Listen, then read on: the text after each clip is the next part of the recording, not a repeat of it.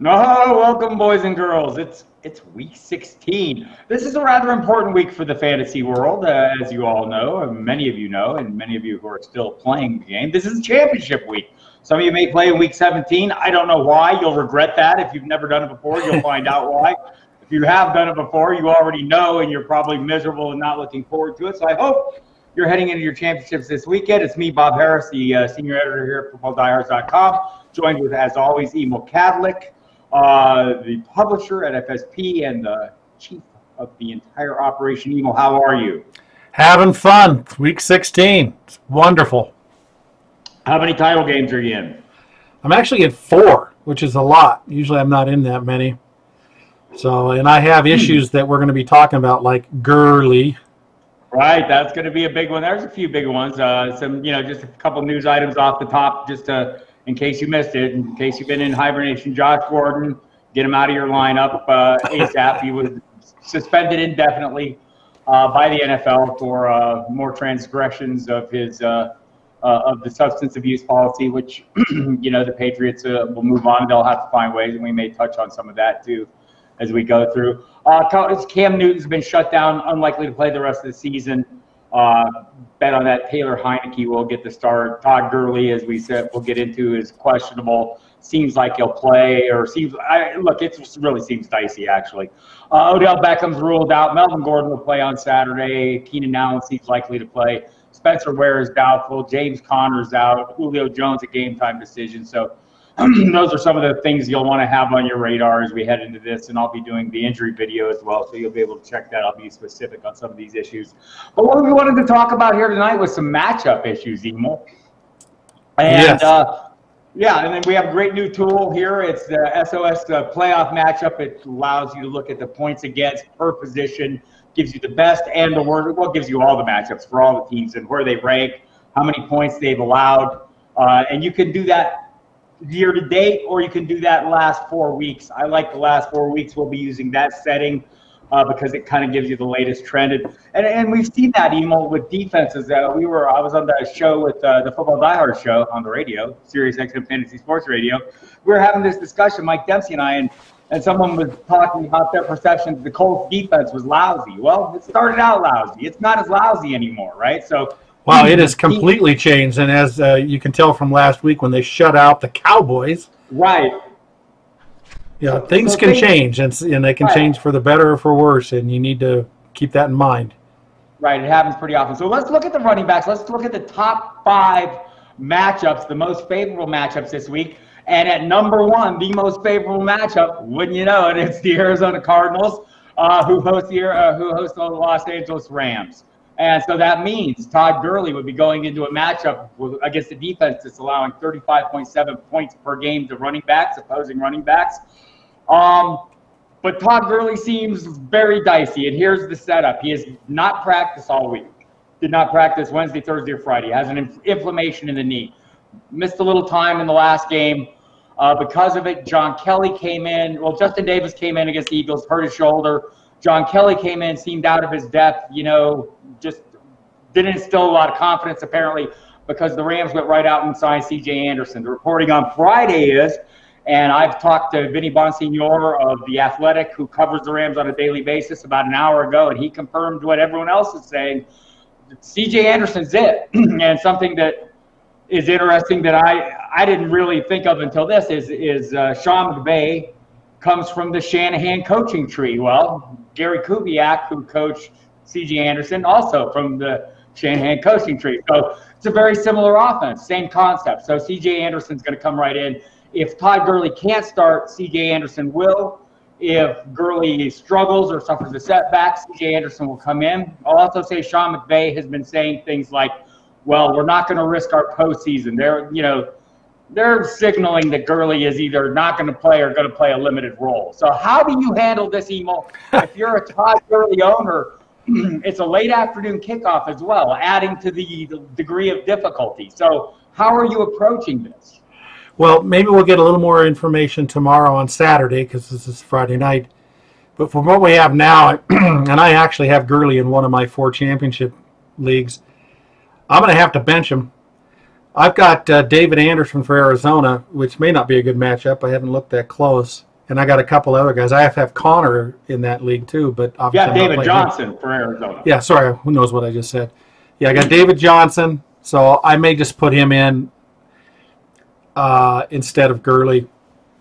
And but you may not have that choice. What if you have to pick up C.J. Anderson?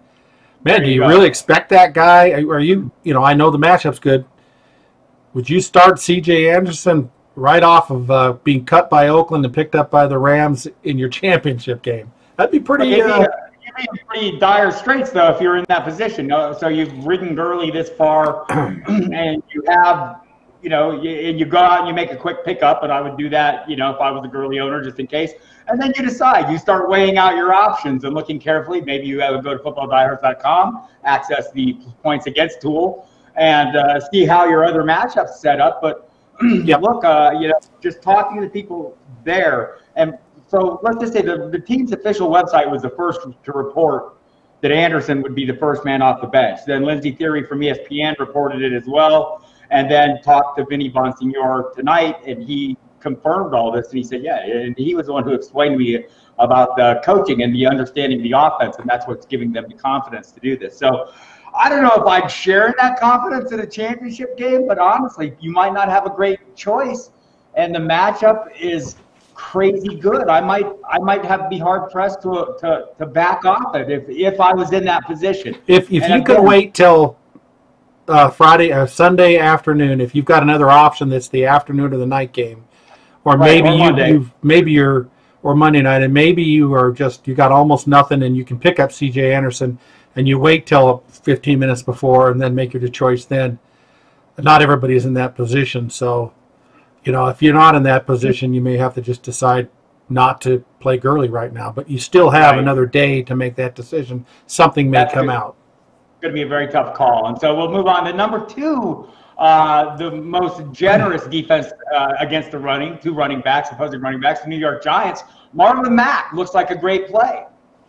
Yeah, and you also, of course, you've got Hines also who sticks his head in there. That's going to be fun for people. That's a great matchup. You're in Week 16, and that guy's probably a marginal play for you or a guy you don't play very often. Well, now you have an opportunity for either one of those guys that you may be able to put in there, especially if you're hurting at other situations, to be able to get a starter here in your championship game. Yeah, I talked to Mike Wells from ESPN 2 nights ago, and he's really big on Mack in this game. Thinks it's going to be a run-heavy game based on the matchup, and so we'll see there. And also, some other issues. T.Y. Hilton's a little nicked up. Everyone else seems like they're healthy. But Mack was pretty impressive, has been pretty impressive when he's healthy, and he is healthy. Now, the number 3 most generous, it kind of surprises me, is the Philadelphia Eagles, because they've been relatively tough against the run, but I guess they're giving up the points maybe as to receiving backs as well. It's 33 points a game to running backs. There we have another issue. Lamar Miller goes into this game listed as questionable, along with DeAndre Hopkins and Kiki QT. My guess is they'll all play, but Miller's kind of nicked up. I might be backing off him a little bit. It's an early kickoff, so you'll have plenty of options. Let's say Lamar Miller is playing, or at least is active. How desperate would you have to be to go to Alfred Blue?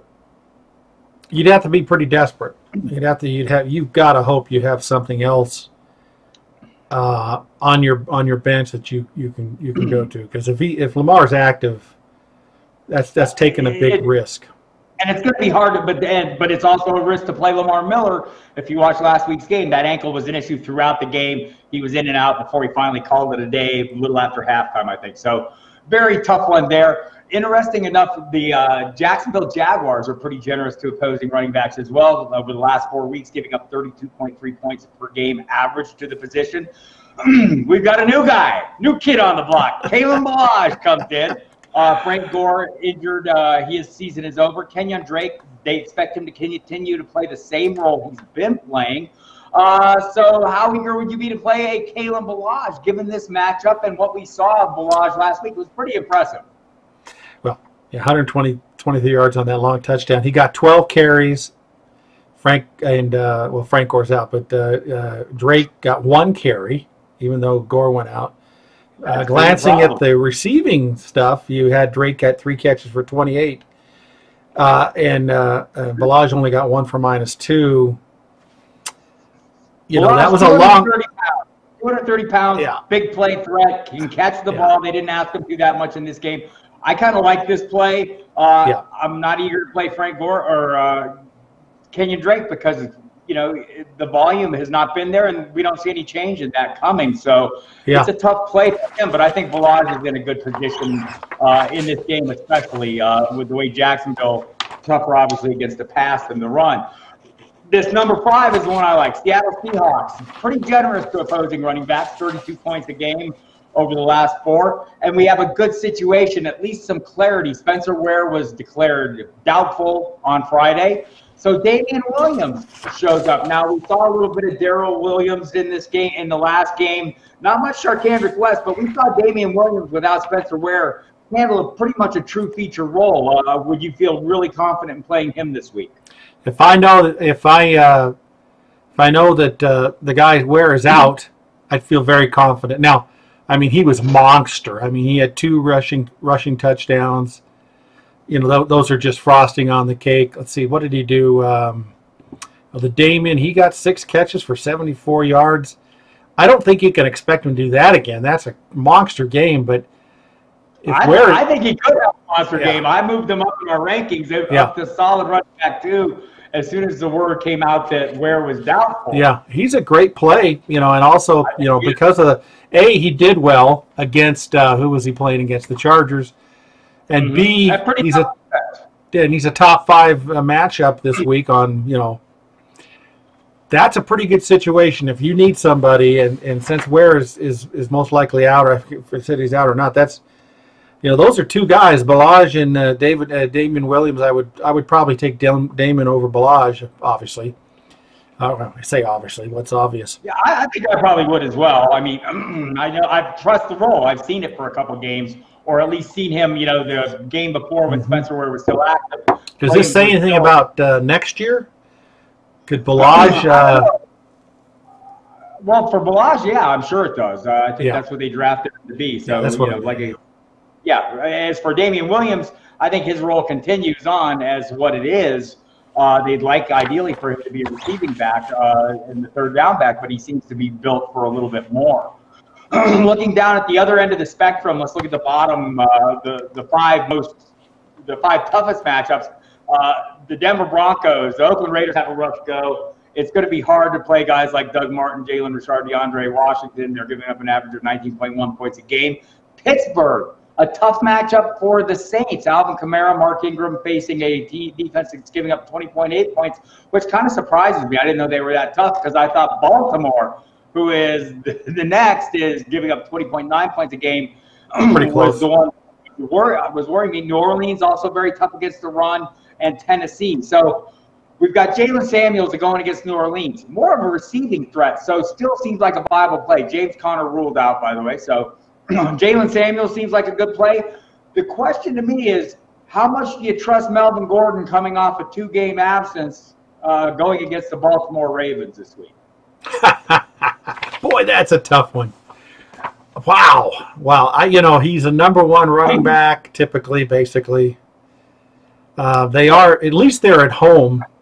Right. If you got let's just say this. If you've got some other alternatives that you really feel good about, there's a chance, you're supposed to use the players that got you there. But if you've got some really good options, perhaps you may will seriously think about them. But how about Jalen Samuels versus Melvin Gordon? I'll have to refresh my mentalness on the stats, but I think I would seriously consider that. See, I would still play Gordon, and I'm Mike Dempsey on the Football Diehards show on Sirius. He's been dialed way back further than I have, so I might be a little leaning forward on this. I just think you play a guy that's playing as well as Melvin Gordon, who's a factor as a runner and receiver in this offense, especially playing with Phillip Rivers, who is a brutal assassin. The pass catching running back, and of course, I'm pretty sure Samuels was caught a few balls. I don't remember the stat exactly. Samuels, that's his claim to fame, is basically, you know, came in as a guy who's more of a receiver than a runner. Yeah. This last game, I think, was his first 100-yard rushing game ever in his life. Wow. So he came in as an H-back and tight end more than a running back. Yeah. So both these guys, you can, you know, go down and look at the passing part of it, and even though these defenses are in the top 5 toughest defense against the run, these guys catch the ball. So that gives them still an opportunity to have a big game. Yep. All right. Let's move on to the wide receivers, because I think there's some great matchups in the ones, some great matchups for fantasy owners in the form of the New York Jets, who are giving up 45.2 points a game. The Green Bay Packers, maybe not playing their best football. Maybe Aaron Rodgers not at his sharpest. But boy, how could you not play Davante Adams? Randall Cobb looks like he'll not play. He's listed as doubtful. So that leaves you guys like Marquez Valdez-Scantling, Equanimeous St. Brown. I think, you know, it's hard to go much lower than that because its playing time is so sporadic. But how would you feel about Valdez-Scantling or St. Brown as maybe wide receiver 3s? Yep. And you know, flipping over to the DFS side, a good tournament play. Sure. You know, I'll go back and look. You know, you got to go back and look close at their stats. But with Cobb out, that helps. These two guys still kind of, you know, they look like rookies. You can tell how you watch Aaron Rodgers, who wouldn't be a good poker player, because you can tell that he's upset at them because they didn't quite run the route right, or they didn't take the right angle.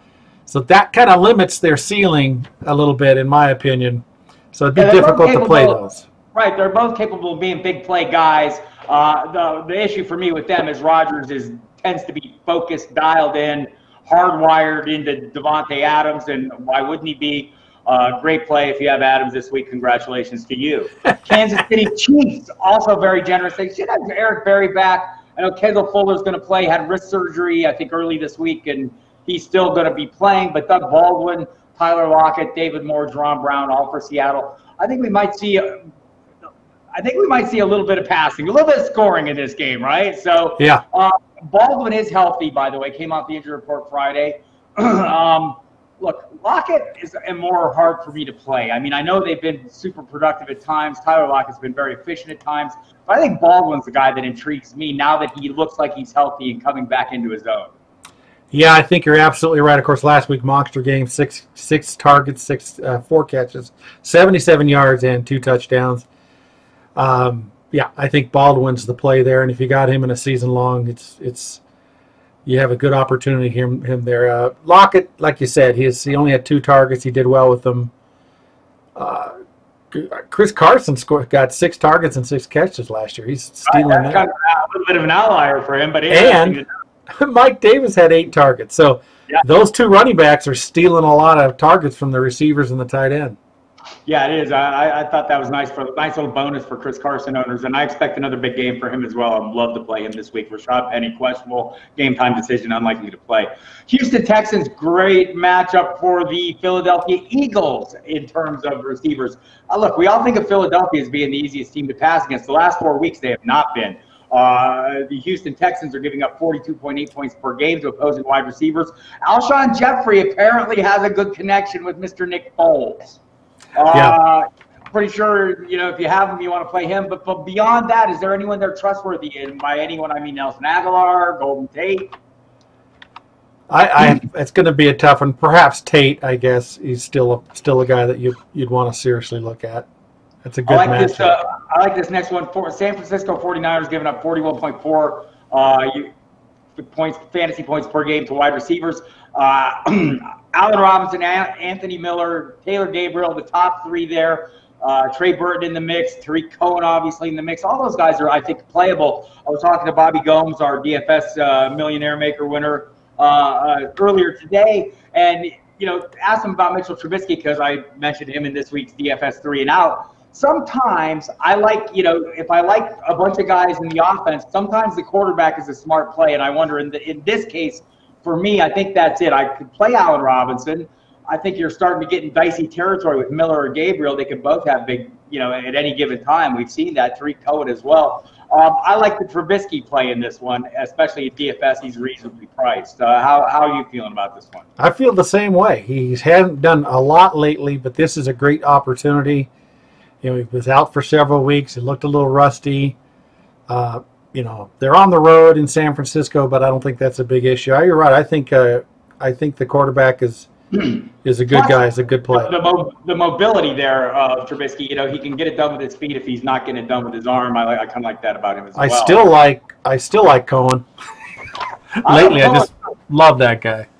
Right. It started out early in the season, seemed like it was hard to divine which weeks were going to be Cohen weeks, and now it's turning out every week is He Cohen was, week. and again, that is an excellent point because in the beginning of the season, it really didn't look very good. It looked like, what's going on here? And the last several weeks, I think he's the number one receiver in the team as far as catches are concerned, of what I heard that stat.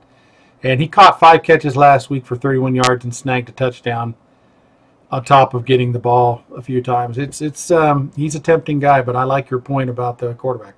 Just want to mention the 5th best matchup is the Carolina Panthers. Have been giving up a lot, 41.4 points over the last 4 games. They're pretty good against New Orleans, I thought, surprisingly good. Julio Jones banged up in this game again. He's a game time decision. I like Austin Hooper as well. Maybe if Julio Jones is limited or having problems, I think both Calvin Ridley and Mohamed Sanu would be great plays. That's something to watch for. Of course, you'll be able to find that Sunday morning as we head into kickoff. I'll have all those inactives in the late-breaking news section of the website, as always. Looking at the tougher matchups, the Indianapolis Colts. Look, this is going to be a Saquon Barkley game because here's why. The Indianapolis Colts are only giving up 20.6 points per game. The Giants' top receivers this week are Sterling Shepard, John Will Davis, Benny Fowler, Corey Coleman, and Cody Latimer. I don't know that you could play any of those wideouts. Maybe Sterling Shepard in a pinch. I'm sure that would be, that would be useful. Evan Ingram maybe in a pinch, a tight end who acts more like a wide receiver. But who beyond Barkley on the Giants are you willing to play right now, Emil, with Odell Beckham out? Wow, I don't think I'd be really happy about playing in him. I think Barkley's the play. He had a bad week especially DFS. Yeah. He burned everybody last week, And again, I'm going to mention the Colts are playing better defense in general. I'm guessing they've watched film of what the Tennessee Titans did to shut down Saquon Barkley. I'm also guessing, though, the Giants will make some adjustments in their play calling as well. So the other side of that coin is the Giants are giving up a very stingy 20.7 points per fantasy points per game. T.Y. Hilton, I mentioned, a game-time decision. Dontrell Inman will play. Look, I don't think you can back off Hilton as long as he's on the field. I don't care what the matchup is. Jacksonville Jaguars giving up 21 points a game.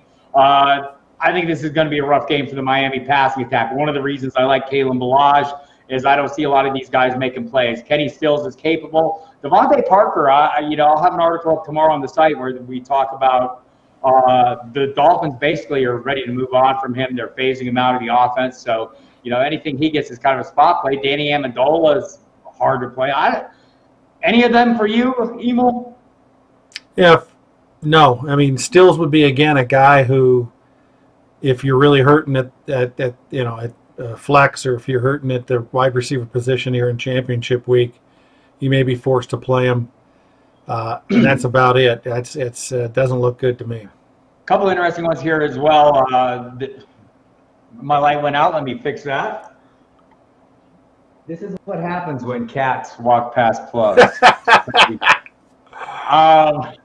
I think is interesting, Minnesota Vikings against Detroit. Kenny Golladay is going to face Xavier Rhodes. Kenny Golladay is also questionable. Matt Stafford is questionable. The Vikings sacked Matt Stafford like 3,000 times. Okay, maybe like 9 or 10 the last time they faced him. So I'm not keen. I know a lot of people are going to championship games, and Kenny Golladay has been part of their team. And look, he fared well against Tre'Davious White last week, one of the tougher shadow coverage guys in the league, and had a huge game. I don't know if he can duplicate that feat with the Vikings, and I'm looking for other options. And in Baltimore, it's kind of different for me. It is the Ravens are giving up 22.4 points per game over the last 4 weeks to fantasy wide receivers. Keenan Allen, questionable. I think he'll play. Mike Williams, we saw what he did last week when given the opportunities. Tyrell Williams, Travis Benjamin made a great catch last week. This is another case where I trust Phillip Rivers. Maybe because like me, he is an old guy. and I have a thing for guys. But Rivers is a ruthless, fearless passer. If you watch that pass he threw to Travis Benjamin last week in the fourth quarter, right, Emil? I mean, he threw to a dime, and Benjamin had to get there. And I mean, he will do that. And so I'm not dialing back on these guys. Even Keenan Allen, it's a hip issue. He's trending positive. How worried would you be about both the matchup and the health if you're wanting to play Keenan Allen? Well, first off, it's in Los Angeles, which helps. Baltimore's not quite as good on the road. If I felt Keenan Allen was healthy enough and I felt comfortable with him come Sunday, I'd play him. He's just too good, and like you said, you're playing Rivers, right? You're almost playing Rivers, and we've seen Keenan Allen. I don't want to dismiss what he is. He's been dominant at times. You think of that Pittsburgh game. I'm hoping nobody else, I'm hoping everyone else tries to cover him with linebackers like Pittsburgh did at times because he ate them alive. But, this is a much tougher matchup, although Baltimore's secondary, a little beat up, a little hit or miss at times. Well, I worry about if I knew Keenan Allen was playing, I'd be worried about playing Mike Williams. Because it's like a light that goes on and off. Unless he just he hasn't shown he can really produce consistently when Keenan Allen is healthy. Yeah, we'll have to see. I mean, sometimes that big game can be the catalyst, kind of a launching pad, but is that something you trust in your championship week? That would be hard for me to trust. It'd have to be a desperate play for me if Keenan Allen is healthy. Right. Go to our player profile page for Mike Williams and look at his week-to-week production. It's been, last week, that recency bias could sneak in on you and maybe do you in if you're not careful. Yeah. I mean, you don't want to be dismissive of a great game, but maybe the circumstances dictate more than anything. Although Keenan Allen wasn't, I think his only target came on the play he got hurt. He had one target when he went out, so that's kind of interesting as well. So look, you're playing Keenan Allen if he's on the field. I am anyway. So let's look at the tight ends as we head in. And so look, there's some great matchups for tight ends every week. And it's hard to cash in on them because tight end just seems, our friend Justin Lanero from the Football Diehards podcast calls it the sea of mediocrity. And it's right, but we must wade into it, right? So Oakland Raiders giving up 21.9 points per game to the position. Matt LaCrosse is the guy. He's a little beat up right now. He's practicing on a limited basis. That's better than he did on Thursday when he was working on the side with trainers. So my guess is he's trending towards playing. He's kind of the only game in town at the position for them. Your level of trust in Matt LaCosse, just given the up and down workload we've seen from him. Well, and the fact he's hurt a little bit. Now, last week he caught 4 catches for 43 yards. So you get 8 PPR points, which I'm actually in a league in a championship game, and I have got nothing at tight end. I've got Gerald Everett, and I could pick up LaCrosse. And there's nothing else. I could maybe pick up that Ian Thomas for Jacksonville. So I'm in a huge quandary. Carolina. Carolina's they're playing Jacksonville. Good matchup. Right. Man, so would you start LaCrosse? This great matchup, depending on his ankle, that's the mystery. Gerald Everett has a pretty tough matchup. It's down lower here. We'll probably get to it. He had 5 catches for 46 yards against I guess they're playing Arizona this week, who's tough against the tight end. Who do I play, Bob? I don't know. I'd probably take a chance. I'd take a chance on the offense, the better offense in general. That's what I was thinking. Just go with Everett. And look, for LaCosse, it's been hit or miss as well. I mean, they heavily targeted tight ends when Jeff Hireman was there, and prior to that. And so, I'm kind of iffy on Matt LaCosse. And it'd be the same thing for the Seattle Seahawks going against a Kansas City defense that gives up 20.7 points per game to the position over the last 4 games. I don't trust Nick Vannett. I don't trust Ed Dixon. I'm probably not playing him. The same with the Dolphins. Let's look at Jacksonville going up against Miami, who's giving up 18.1 points a game. Do you trust James O'Shaughnessy? Probably not. Now, it gets better here at number 4, Denver Broncos giving up 16.7 points per game.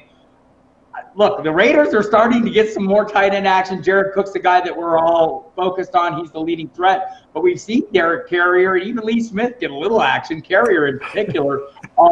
Does the presence of either of them scare you off, Jared Cook?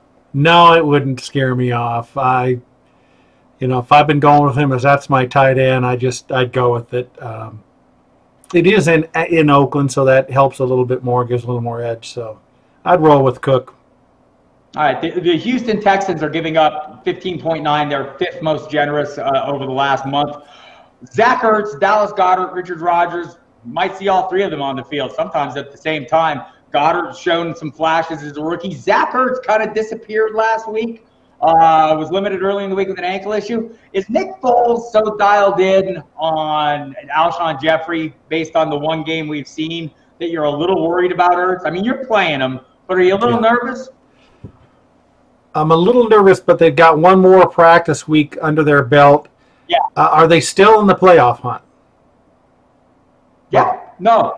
Then they're gonna throw. Then I'm happy with Ertz. Yeah, they're still in the hunt, but they're still in the hunt.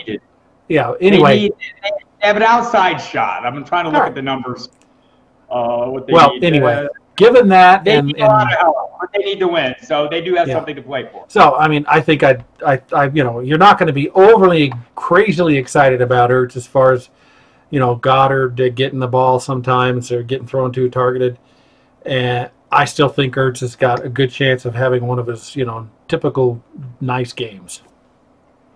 Yeah, I think I'm trying to see if I can find the breakdown here. Yes. The breakdown. I know they have a chance. They have a few passes. If they win out, they could get in, but they still may be alive even if they lose. But either way, they've got to win out to get in. So. Ertz did get 7 targets last week against the Rams. They only caught 3 of them. And Goddard only had 2 targets. And so, it's good to look at. I think you just got to roll with Ertz. And sometimes you have to ignore the matchups when you're playing your stars. It's like Melvin Gordon for me. I mean, I look at him against that tough Baltimore defense. The hell with it. I'm playing Melvin Gordon. Let's look at some of the more difficult matchups. I know in my DFS 3 and out, everyone's going to think I'm just mad at Gronk for the week before of making me look stupid. Well, he wasn't alone. I don't think I hit on any of my 3 or my out in week 15. I'm hoping for better luck here, but Gronk is my out in the DFS 3 and out. And look, Buffalo's given up 3.7 points per game to the tight end. I get it. There's a hole to fill there in terms of Josh Gordon's void, the targets he's left. They aren't that copious. They have other guys who could maybe pick up the pace at wideout. How do you feel about Gronk just in general? The eyeball test is a little worrisome to me. Yeah, I just don't think he is who he was. Now, maybe he's mildly hurt and they don't talk about it, but he's not who he was. Now, of course, they lost Gordon. Edelman has come back and played well. Hogan's, seen more action, but I don't like that. I'm worried about it. If he's your starting tight end, you got to roll with it. At least it's at New England. It's not in Buffalo. Buffalo's tough. And my column, of course, the 3 and out column is a DFS tournament column. So 3.7 is not very good. But then again, Gronk is a unique guy. He's almost a receiver and a tight end together. So you probably got to have to roll with that. Last time they played, he got like 7 fantasy points in a PPR league in that last meeting with the team. So, and over the course of time, of course, he has whooped the tail out of Buffalo, whooped Buffalo's hide, but it's because he's a Patriot and they're the Bills. Over time, that would be expected. The San Francisco 49ers giving up a meager 5.3 per game. Trey Burton's been untrustworthy as is. Does this kind of have you dialing back even more? Yep. And you got to have an alternate tight end right now that you can go to that you feel more comfortable with. That's the problem of the tight end situation. It's hard to have 2 good tight ends, but that's a tough one, and they're on the road. That's tough. And I think I have Burton in one of my leagues. I'll probably end up playing it because I really don't have anybody else, but I wouldn't be happy about it. Adam Shaheen, the sneaky DFS tournament dart toss touchdown machine. All right, I overplayed my hand there. I'm an Adam Shaheen truther, I admit. I can't help it. Detroit Lions giving up 5.5 to the tight end. Maybe, look, the Lions have some moments of toughness on defense. They're getting tougher against the run. They have Darius Slay, and they only give up 5.5 points a game over the last month. Kyle Rudolph's been kind of not all that impressive, right? Correct. He hasn't been that impressive. I would assume most people don't have him as their starting tight end right now. And a good thing for their Week 16 championship matchup, because it wouldn't be fun playing him right now. No, and then we go to Minnesota, of course, who's giving up only 5.9 points per game. If you have the intestinal fortitude to play Luke Wilson or Levine Toilolo, I mean, I know every time you look up, Levine Toilolo's got a 90-yard game or something, but he's a glorified tackle. I can't imagine playing either of these guys in anything but the most contrarian of DFS tournament lineups, which brings us to the guys you mentioned. Arizona Cardinals defense giving up 6.3 points per game over the last month to the tight end position. Tyler Higbee, Gerald Everett. They've kind of been, look, we all had hopes of this Sean McVay offense based on what he did in Washington with Jordan Reed. Then he goes out and he drafts Gerald Everett like Jordan Reed. He already has Tyler Higbee in the mix. You mentioned it, Everett. Is he a guy you're looking to play? Are you going to play him over some guys with maybe better matchups? I may have to. The lacrosse thing is a guy, and like I said, Ian Thomas I could pick up in that particular, or good examples of a tough situation. Hopefully most of you people don't have Gerald Everett as their starting tight end. I do in a championship game. It's a half PPR too. That probably didn't help me. Hope it's cute. We can indulge ourselves, right? Now, if Gurley's out, maybe they're going to adapt their defense, their offense a little more. Maybe they'll throw a couple more passes to Gurley. Maybe I'll get lucky and he'll get a touchdown.